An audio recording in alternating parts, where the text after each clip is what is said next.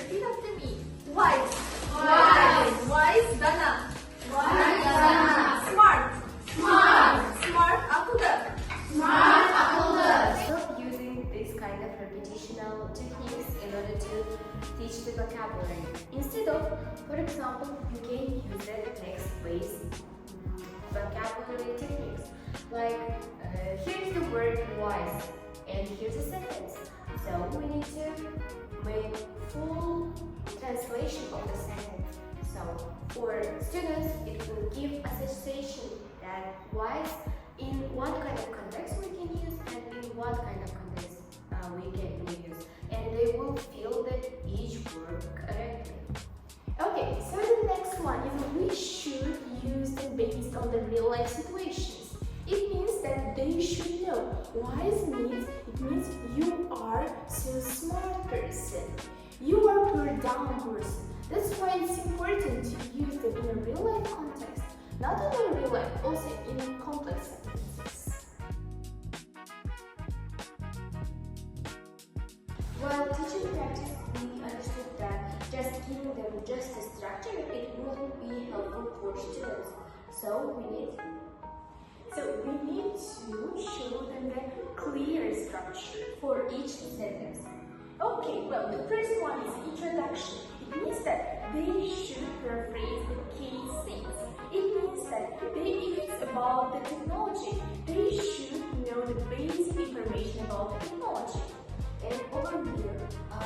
For example, for 8th grade students, they need to be able to write letters. And the overview for letters is also useful. What we are going to write in this way and what we are going to write on overseas. Okay, the next one is the body paragraph first. First one is it talks about the main thing, the main concept of the sentence. It means you should open your idea. How? In the next body paragraph, you should analyze. The next body paragraph, if it's going to be essay, you need to write the second additional idea or continue the previous one. And then in the end, just conclusion. Hello students, now I want to talk about present simple.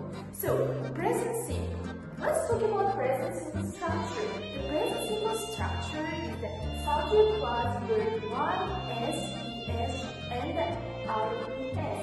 So, next one is the negative form. In the negative form, we should use does, do, and the plus not. That's why it's important to use them with the not. And the next one is the While our practice teaching, we realized that while teaching the grammar rules, we need to start with easy things. It means like step by step. So we realized that we need to start our grammar with the simple things, like explaining when we need to use present simple or present perfect or future simple. Just by showing them visual aids, their brain will accept the grammar rules easily and they can feel the grammar. Our main thing to not explain, just to help them to feel the grammar. From our teaching practice, we understood that teaching grammar is very important thing. Why? Because we should answer questions like when should we use them and why should we use them. The most important thing is not their structure, their rules. It means that they are when and why. Yeah, the main thing is the usage of the grammar and they need to feel the grammar.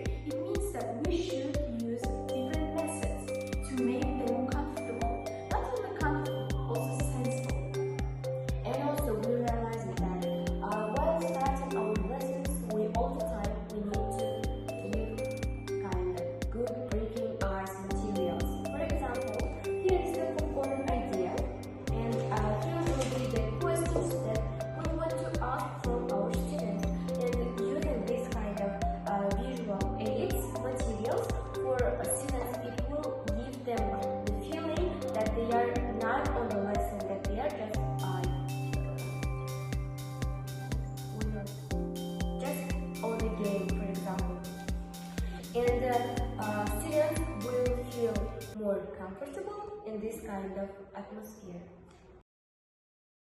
So guys, repeat after me. Cat.